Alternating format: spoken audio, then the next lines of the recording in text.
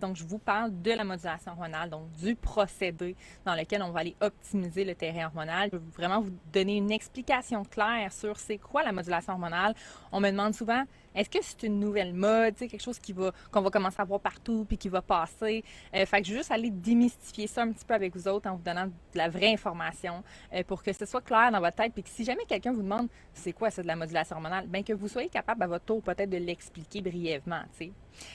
À qui ça s'adresse en premier, la modulation hormonale, parce que c'est pas pour tout le monde. Qui ne ferait pas de modulation hormonale pour tout de suite tasser ça? Je veux pas faire perdre du temps à personne.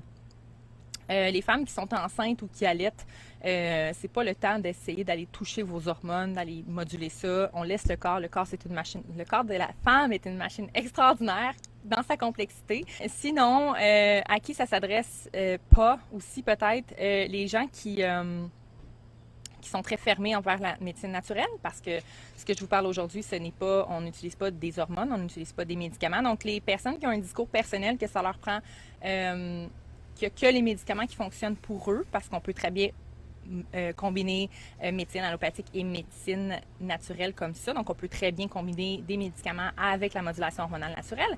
Mais ceux qui se voient déjà en pessimiste que ça ne fonctionnera pas pour elle, c'est pas fait parce que c'est des processus. Hein. Il faut y aller de A à B puis de B à C, donc jusqu'à Z. Il faut vraiment passer à travers différentes phases selon les stratégies établies. Donc, il faut travailler. Hein. C'est la modulation hormonale, c'est pas comme OK, on va prendre une petite pilule, une hormone, puis ça va tout nous régulariser. Non, la modulation hormonale, c'est faite pour celles qui ne veulent pas se régulariser à l'aide d'une petite pilule et qui comprennent que cette petite pilule-là, forcément, elles vont devoir le prendre jusqu'à la fin de leur jour quand on parle d'hormones et qu'elles vont devoir constamment réajuster le dosage en fonction de leur évolution. C'est un peu fatigant. Ça s'adresse aux femmes qui, comme je le disais, ont confiance que leur corps peut revenir dans un équilibre. Surtout si le corps ne répond plus depuis une certaine période de temps parce qu'il y a eu un changement au niveau hormonal. Hein. En tant que femme, on rentre dans différentes phases dans notre vie.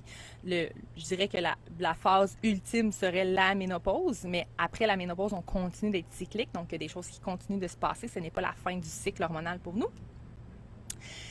Donc, les femmes qui sentent que leur corps ne répond plus, donc peut-être que c'est dans le cas d'avoir eu une prise de poids, soit soudaine ou soit tranquillement au fil des années. Et que là, on a beau changer l'alimentation, on a beau changer, s'entraîner, faire attention. Et ce faire attention-là ne suffit plus. Donc, le corps ne répond plus. Mais c'est pas seulement pour les femmes qui visent une perte de poids. Parce que souvent, un déséquilibre hormonal va amener son lot de complications de santé, son lot de symptômes. Dans les symptômes, on peut avoir des migraines, des gros SPM, on peut avoir des symptômes au niveau de la thyroïde, des pertes de cheveux, perte d'énergie, fatigue persistante. On peut avoir des symptômes au niveau digestif, donc on mange, puis avant on mangeait des choses, ça passait bien. Là, on mange dès qu'on déroge un petit peu, on a mal au ventre, ça marche pas, on a de la constipation, de la diarrhée, on développe des complications qui sont très contemporaines, hein, syndrome du côlon irritable, SIBO, des maladies auto-immunes qui sont de plus en plus présentes chez les femmes, la sclérose en plaques, diabète de type 2, hypothyroïdie. Il y a des femmes qui commencent juste à sentir des petits symptômes. Tu sais, par exemple, les femmes qui commencent leur préménopause, puis qui se disent, OK, tu sais, le feu n'a pas pogné, mais ça commence, puis j'aime pas ça. Tu sais, ces genres de femmes-là pourraient dire, OK, là, du coup, je pense que la modulation hormonale, c'est une bonne stratégie pour moi. Ça s'adresse finalement aux femmes qui veulent reprendre le contrôle de leur santé, puis qui veulent pas régler ça avec une petite pilule, qui veulent apprendre de qu'est-ce qui les a amenés là, comment les sortir de là, puis comment après ça garder les résultats qu'on va avoir obtenus, et qui veulent aller chercher du soutien au niveau de la naturopathie ou des méthodes naturelles, comme travailler avec des molécules ou des plantes, toujours combinées avec une bonne stratégie sur le mode de vie. Donc moi, je suis qui pour faire la modulation hormonale? Vous voulez peut-être le savoir si vous ne me connaissez pas. Moi, je m'appelle Marika, je suis coach naturopathe, je suis une maman d'un petit garçon de 6 mois et encore enceinte. Souhaitez-moi bonne chance, bientôt avec 2 bébés. Je travaille avec mon mari dans mon entreprise que j'ai fondée, donc Les Rebelles. J'ai toujours eu l'appel pour transformer la vie des gens, optimiser la vie des gens. Et ayant toujours eu une grande curiosité pour la situation des femmes en général, je me suis rendu compte que les femmes, puis aussi étant une personne qui aime beaucoup relever les défis, je me suis rendu compte que j'avais toujours plus de difficultés à aider les femmes à perdre du poids parce que c'était comme mon premier domaine d'expertise, vraiment plus le fitness, l'entraînement, la nutrition. Et là, à force de frapper un mur, toujours avec les femmes qui étaient en débalancement hormonal, j'ai fait comme ça, pas de bon sens, il faut que je me forme. Et c'est là que j'ai commencé à ouvrir vraiment les connaissances, les formations sur les fameux systèmes hormonaux chez les femmes, qui sont donc bien complexes, mais donc bien beaux. Et quand on vient juste comme tweaker quelques affaires, mon Dieu, que les résultats sont insane. Ça fait plusieurs années que je travaille le PMH. Question pour vous, parce que je la pose souvent, cette question-là. J'aimerais savoir, est-ce que vous savez quel organe dans le corps est responsable de la détoxification quotidienne et aussi de la gestion hormonale? Vous ne serez pas censé de faire constamment des détox. Le corps a déjà un organe qui s'occupe de ça. C'est surtout le foie, je vous dirais, qui fait le combo au niveau de la détoxification quotidienne et une certaine gestion hormonale. Donc, la modulation hormonale se penche vraiment sur le foie. Et le foie, cet organe-là, va travailler en 3 phases. Donc, 3 phases qu'on appelle de détoxification. Je ne vais pas rentrer profondément dans les 3 phases, OK? Je veux faire ça short and sweet aujourd'hui, pas trop de contenu lourd. Mais bref, la phase 1 du foie, c'est lorsqu'une toxine rentre. La phase 2 serait, c'est vraiment résumé, la phase 2 serait la phase d'hydroxylation ou la phase de comment la toxine devient hydrosoluble dans l'organisme, dans la vue de la phase 3, d'être éliminée, d'être excrétée, donc de passer à la vidange. On ne peut pas parler de modulation hormonale si la phase 3 d'évacuation se fait pas bien. Si on parle de constipation, si on parle de diarrhée, si on parle de congestion, si on parle de mauvaise élimination, si on parle d'inflammation dans les intestins, on ne peut pas aller optimiser au niveau hormonal parce que ça va toujours finir par bloquer la phase 3. J'aimerais savoir qui ici a déjà pris des hormones dans sa vie. On se fait dire quasiment... Regarde, pour régler tous tes problèmes, prends ça très jeune, puis on t'explique même pas c'est quoi. Ah, t'as de l'acné, t'as des SPM, tu veux pas faire d'enfant, tu veux arrêter d'être un problème, ben prends cette pilule-là comme si t'étais malade. Mais en fait, on n'est pas malade, on nous apprend juste pas à contrôler notre santé, à connaître notre santé, à connaître notre cycle hormonal. À la fois, les hormones font un très beau travail en médecine, je veux juste le dire. Les hormones bio-identiques, cependant. Les hormones, ça nous garde dans la même concentration de taux hormonal de la phase folliculaire. Donc, on n'a presque plus de fluctuations. Donc, on est vraiment synthétiquement réglé, alors que nous, les femmes, c'est pas ça qu'il faut faire. Il faut vivre notre cycle, il faut compléter la boucle. Si on fait pas ça, il va y avoir des répercussions. Si on suit la boucle un peu de la médecine allopathique, souvent à prendre plusieurs médicaments pour traiter tel symptôme, alors qu'il y en a d'autres qui continuent. C'est souvent pour ça que ça explose à la ménopause. La différence entre la médecine allopathique, parce que j'ai besoin de vous expliquer ça pour vous expliquer la modulation hormonale, la différence entre la médecine allopathique et la médecine naturelle, comme je vous dis, c'est que la médecine allopathique, donc quand vous allez chez le bureau du médecin, prendre des prélèvements sanguins, faire des analyses sanguines avec un médecin, lui, il va essayer de déterminer des problèmes cliniques. Est-ce que je peux poser un diagnostic? Est-ce que je peux prescrire un traitement hormonal ou un traitement qui va aller éliminer les symptômes? Donc, c'est surtout comme ça. Les médecins, c'est pas leur job de faire de la prévention. C'est pas leur job d'enseigner au niveau de la nutrition ou du mode de vie. C'est correct. Ils peuvent pas se spécialiser dans tout. Ils en ont déjà tellement assez.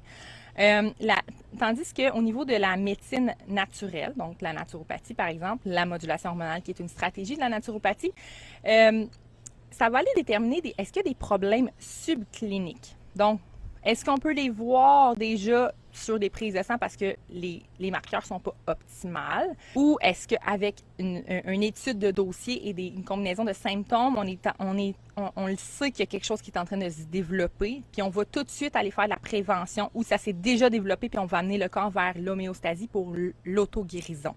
Donc, la modulation hormonale, c'est d'aller travailler d'abord la base, OK, au niveau du mode de vie, de la nutrition, l'entraînement. On n'a pas le choix de passer par là. On n'a pas le choix. Il n'y a aucune petite pilule qui va vous donner exactement les nutriments, les micronutriments que vous avez besoin. Il n'y a aucune petite pilule qui va vous donner exactement 1 heure d'activité physique. Si ça existait, il y a du monde qui serait riche sur la planète. Donc, on n'a pas le choix de passer par là. Okay? C'est la stratégie pour ensuite, là, parler d'optimiser le terrain hormonal. OK?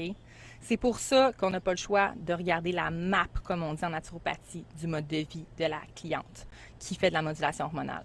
On ne peut pas faire tout de suite « Ah, tes hormones féminines, cycle déréglé, let's go, pogne cette molécule-là, cette plante-là, ça va tout régler. Non, ça marche pas comme ça. Souvent, on arrive à la ménopause, on est très dans... C'est pas le fun, là, les symptômes de la ménopause. S'il y en a des femmes qui l'ont présentement, les hautes chaleurs, il y a plein de choses qui se passent dans le corps, l'insomnie. Fait que vite, on veut rétablir. Donc, souvent, le médecin va nous proposer les hormones. Fait que, on fait comme, oui, s'il vous plaît, mettez fin à mes souffrances, mais il y a d'autres façons de le faire. Je pourrais vous parler de femmes en ménopause chez qui, en fait, admettons, j'ai plusieurs cas de clients qui étaient en préménopause. Fait que, admettons, on avait eu absence de règles pendant comme 9 mois, beaucoup de symptômes. Finalement, à la fin de la phase 3 de la modulation hormonale, boum, les règles reviennent et on était bon pour une couple de mois ou d'années encore parce que le but des femmes serait d'être non ménopausées pendant le plus longtemps possible pour bénéficier vraiment des hauts taux de concentration d'hormones féminines qui nous protègent de maladies, qui nous donnent la drive d'être femme, même si on reste femme quand on a moins d'hormones féminines, mais vous comprenez? On ne devrait pas être préménopausé pendant 5 à 10 ans. Là. Ça, c'est tellement contemporain comme problème, c'est vraiment nouveau. Oui, la modulation hormonale va vraiment aider à faire une espèce de relance hormonale pour... je peux pas vous dire exactement que ça va aller remonter les taux de progestérone, estrogène. J'ai pas le droit de dire ça parce que je travaille pas dans l'endocrinologie. Mais je peux vous dire par contre qu'on optimise le système hormonal féminin et que ça transparaît. J'ai des cas comme Jacinthe, par exemple, qui, elle, a fait sa sortie d'antidépresseur et en faisant vraiment donc la stratégie de base de la modulation hormonale, en allant voir son médecin par la suite, son médecin regarde finalement, tu sais, qui lui fait comme une analyse complète, puis qui fait comme, OK, tu sais, on aurait dû te proposer ça avant, mais bon, on connaissait pas ça, puis c'est pas, comme je pas leur job de faire la prévention, eux, c'est surtout d'éteindre les feux, mais il a dit, tu sais, t'aurais pu faire ça avant, puis ça aurait réglé bien les problèmes. Maintenant, tu sais, bye-bye les antidépresseurs, bye-bye pas mal de médicaments. Au niveau de personnes qui ont beaucoup de problèmes de rétention d'eau, les jambes lourdes, Martine, ça a été vraiment son cas. Donc, après la stratégie de la modulation hormonale, enfin, la cellulite est descendue, la douleur de la cellulite est descendue, la rétention d'eau, tu sais, on se sent beaucoup plus légère, moins gonflée, plus de problèmes à aller marcher pendant longtemps ou à avoir mal pendant qu'on s'entraîne. Donc, c'est ça change une qualité de vie. C'est le genre de choses que la modulation hormonale va aller travailler. J'ai eu 3 clientes de cas de sclérose en plaques. Je peux pas rien promettre ou pas avec des conditions de maladies auto-immunes comme ça, mais qu'après le PMH, c'est drôle, mais c'est comme si la maladie est en dormance. Alors que les médecins disaient, il n'y a rien à faire pour diminuer les poussées de symptômes. Puis une fois qu'on a fait le PMH, les poussées de symptômes, les crises sont presque inexistantes. Après ça, des personnes comme Valérie qui disait beaucoup qu'ils souffraient, oui, de SPM, mais qui souffrait beaucoup de la fluctuation hormonale pendant le cycle. C'était comme tellement intense. Tu sais, elle disait dans son témoignage l'autre fois, il y a des jours avant la modulation hormonale où je pouvais comme être roulée en boule. D'autres jours, j'étais vraiment drivée, je pouvais conquérir le monde. Mais c'est comme beaucoup de up and down. Tu sais, dans le meilleur des mondes, on voudrait, oui, fluctuer, mais pas si intensément parce que quand on retombe, ça fait mal. Puis quand on monte, les hormones de stress, ils montent aussi. Puis ça peut faire des ravages aussi. Donc, des effets délétères sur le corps et sur la tête. Natacha, qui maintenant, mon Dieu, Natacha qui a un corps pas atypique, elle a un corps totalement normal, mais elle n'a pas une morphologie mésomorphe qu'on a tendance à idolâtrer sur les réseaux sociaux. Puis je pense que le PMH, tu sais, avant le PMH, elle me disait, là, je suis rendue au bistouri, là, je suis rendue vraiment à la chirurgie bariatrique, c'est mon dernier essai. Puis finalement, on a débloqué la perte de poids, mais tu sais, on a comme réajusté, je pense, beaucoup de choses au niveau hormonal qui a fait que maintenant, elle a de la drive, elle se sent bien dans son corps, elle accepte son corps, même si elle est plus ronde. Être ronde, ça ne veut pas dire ne pas être en santé. Il faut tellement casser ça. C'est pour ça que j'ai fondé la communauté rebelle. C'est démystifier la perte de poids, démystifier le corps idéal. Puis la santé, c'est 2 choses différentes. C'est 2 mondes complètement. Mon approche au niveau de la modulation hormonale, comment je la pratique, j'ai 3 phases. Donc, 3 phases de 30 jours finalement. La phase 1, c'est la phase la plus stricte, je vous dirais, parce qu'on passe par une phase anti-inflammatoire. En phase 1 du PMH, c'est plutôt on enlève les principaux pathogènes. Fait que c'est sûr qu'il n'y aura pas de produits laitiers, il n'y aura pas de gluten, tu sais, des choses du maïs. C'est vraiment très, on connaît vraiment la portée inflammatoire de ça. On va regarder au niveau du mode de vie, certainement au niveau de la consommation de caféine, des stimulants, de l'alcool, dans tout ce que le protocole inclut aussi dans le PMH. Il y a le volet formation et entraînement. Je vais vous en parler plus tard. La phase 2. PMH. Donc, après qu'on a passé le bout de rough anti-inflammatoire, antipathogène, pour rétablir la santé du microbiote et des intestins, parce qu'il y a des stratégies qui sont choisies spécifiquement selon l'ouverture de dossier de la cliente. Donc, on se dit, on a déjà optimisé pas mal le terrain digestif. On a mis ça en neutre avec certaines pratiques et certaines plantes et molécules spécifiques aussi. Donc, la phase 2, c'est une phase d'observation et de réintégration. Je l'appelle méthylation parce que si vous regardez les dernières recherches au niveau de l'épigénétique, vous saurez que vous n'êtes pas condamné par votre bagage génétique. Je m'explique. On vient avec un bagage génétique de nos parents, mais l'expression de nos gènes, on a une certaine portée là-dessus. C'est hyper important que vous compreniez ça, que vous mettiez profondément dans votre tête, dans votre mindset. C'est pas... Ils ont étudié, mettons ça, sur des jumeaux, souvent. Par exemple, avec le gène du cancer du sein, 2 jumelles, une qui le développe, une qui le développe pas. Qu'est-ce qui fait que celle qui ne le développe pas l'a pas? Ben, c'est l'épigénétique, c'est au niveau de sa méthylation. La méthylation, c'est quand une molécule ou une toxine ou un groupe méthylé rentre dans l'organisme, comment il va interagir avec les autres tissus, les autres groupes de molécules. Donc ça, on a une portée là-dessus. Comment nos gènes vont aller travailler finalement pour nous. Et c'est vraiment avec le mode de vie, la santé naturelle, ce qu'on fait. Fait que c'est sûr que si, mettons, vous avez un bagage génétique d'une maladie, puis qu'en plus, vos parents vous transmettent toutes leurs habitudes de vie qui ont fait peut-être développer la maladie, ben là, vous avez beaucoup de chances de développer la maladie. Mais si par contre, vous faites non, ma santé, mon corps, ma vie, je change des choses, j'optimise des choses, vous avez pas mal plus de chances de ne pas développer la maladie. Donc, la phase 2, je l'appelle méthylation parce que je veux vraiment aller chercher les petits démons dans le mode de vie. Qu'est-ce qu'on peut pas éliminer? Optimiser. On n'est pas dans la restriction calorique non plus, hein, parce qu'il y a un menu phase 1, phase 2, phase 3. On est plutôt dans l'intuitif, dans voici les groupes d'aliments que je te conseille, voici les feux rouges, voici les feux jaunes. Donc, après ça, c'est vraiment la personne qui détermine à quel point elle suit les recommandations. Si on suit 100% des recommandations, on a plus de chances d'avoir 100% des effets recherchés, bien sûr.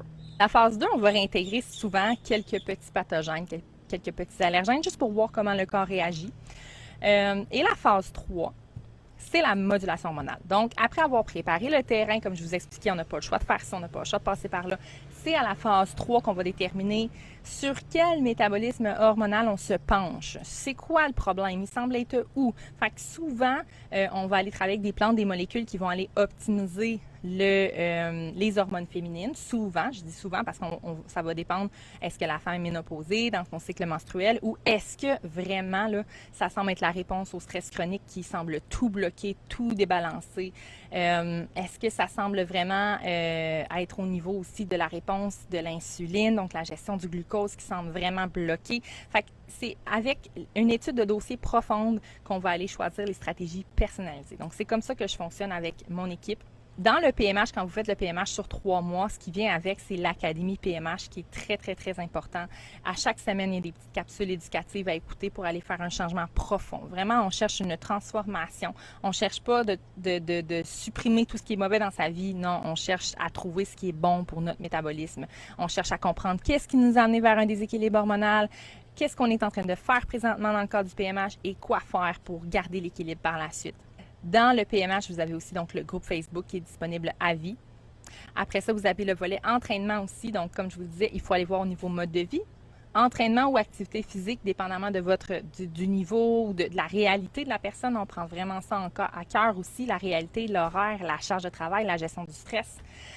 Il y a une coach attitrée de A à Z parce que je prends à peu près 15 membres PMH par mois. Donc, pour moi, c'est super important d'assurer un support 7 sur 7, des réponses rapides. C'est la première ligne de communication, mais moi, je suis derrière le choix de chaque stratégie. Et dès que ça devient compliqué, je suis là, j'envoie des vocaux souvent aussi ou des messages privés aux clients. Tu sais, j'ai vraiment la map de chacun des dossiers. Il y a les suivis, les consultations qui sont aussi inclus dans le PMH. Donc, une consultation au début de chaque phase, un suivi à chaque 15 jours. Et il y a les suppléments inclus. Donc, bien sûr, les suppléments choisis, personnalisés, livrés à la maison au Canada comme en France aussi. Et vous avez bien sûr le protocole phase 1, le protocole phase 2, le protocole phase 3. J'ai Valérie l'autre fois qui a dit que ça coûte environ le prix d'un voyage dans le Sud, d'un beau voyage dans le Sud. C'est ça que ça coûte de changer le restant de sa vie. C'est ça que ça coûte de s'informer, puis d'avoir une portée vraiment sur l'expression de ces gènes, sur après ça, quelles habitudes on va décider de passer à nos enfants. C'est ça que ça coûte, rétablir aussi le corps pour peut-être s'être oublié pendant tellement d'années. C'est ça que ça coûte aussi, avoir une vie avec beaucoup moins de médicaments, beaucoup moins de souffrance, beaucoup moins de maladies. Quelques questions sur le PMH qui me revient souvent. Est-ce que c'est difficile quand on a des enfants? Moi, c'est super important. La famille, je vous l'ai dit, c'est une de mes premières valeurs. Alors, si c'est bon pour toi, ce que tu manges, c'est bon pour ton enfant. C'est toujours la première question que je me demande quand je fais mes menus. Si ça ne répond pas à cette question-là, ça veut dire que je me suis trompée, je suis à côté de la traque. Est-ce que je vais reprendre le poids que j'ai perdu pendant le PMH? Parce que souvent, je promets rien, mais les femmes qui ont beaucoup, beaucoup de poids à perdre vont perdre entre... J'aime pas ça donner des chiffres là, mais je peux vous donner un 15 et 30 livres. Celles qui ont vraiment beaucoup, beaucoup de poids à perdre pendant 3 mois, c'est pas une perte qui est excessive, c'est pas quelque chose qu'on veut que ce soit rapide, on veut que ce soit durable. Alors non, normalement, on reprend pas le poids après. Ça dépend vraiment de la zone de dérapage, le post-PMH qui est normal. Fait que des fois, on va en reprendre un petit peu. Après ça, on va savoir comment revenir et on va savoir comment se stabiliser. On veut éviter les cycles de yo-yo, on veut casser les cycles des régimes. C'est quoi la vie après le PMH? Donc, je vous ai parlé du ratio 80-20. Donc, on recherche un équilibre de vie où 80% du temps, on va aller manger la nature, on va aller manger des choses qu'on sait qui sont bonnes pour nous, on va penser à notre entraînement, on va penser à notre gestion du stress. 20% du temps, on va se permettre de déborder, de manger des choses qui nous tentent sans culpabilité, c'est bien correct. On va profiter du temps des fêtes, on va skipper un entraînement parce que ça nous tente pas, on n'est pas du monde, parce qu'on est en vacances puis qu'on pense pas à ça. On va avoir 20% de l'année, on va avoir un temps un peu plus stressant où la gestion du stress, on va un peu l'échapper, mais c'est correct, c'est juste un petit moment dans l'année. Vous comprenez? Fait qu'on va chercher un équilibre de vie. C'est vraiment ça que le PMH va vous apprendre. Est-ce que je vais toujours manger la même affaire? Non, parce que dans le PMH, vous avez toujours des blocs d'aliments. Donc, vous pouvez vraiment pas manger toujours la même chose. Vous avez un e-book de recettes aussi qui vient selon les phases que vous pouvez faire. Donc, c'est important pour moi de vous donner des inspirations. Puis, j'ai plein de belles membres sur le groupe PMH qui partagent constamment leurs découvertes à l'épicerie, leurs recettes. Donc, ça, c'est le fun, c'est motivant. Est-ce que la modulation hormonale, c'est une mode comme le keto? Donc, non, parce que si vous auriez fait le PMH il y a 1 an, vous allez voir que c'est pas les mêmes stratégies, c'est pas les mêmes recommandations. Le PMH est constamment en train de s'adapter aux nouvelles recherches. Alors, ce n'est pas une mode. Si là, déjà là, vous faites comme aïe, aïe, ok, j'aimerais vraiment ça, le PMH, ça m'intéresse, connaître le prix, connaître les détails, parler avec moi ou avec Jennifer, on est 2 qui prend les appels visioconférence pour vraiment donner tous les détails puis connecter ensemble aussi, voir si c'est un bon fit parce qu'on prend pas tout le monde. On appelle ça un appel de qualification. J'ai toujours voulu aider tout le monde, mais je me suis vite rendu compte que c'était impossible. Fait que j'essaie quand même de détecter les personnes que je peux pas aider pour pas faire perdre d'argent et de temps à personne. Merci tout le monde de m'avoir écouté. Fait que allez voir si vous voulez le site info.pmhrebelle.com pour faire le quiz. Et sinon, tout de suite après la vidéo, je vais tout de suite vous mettre le lien en fait pour booker un appel avec l'équipe. Merci la gang, bonne journée!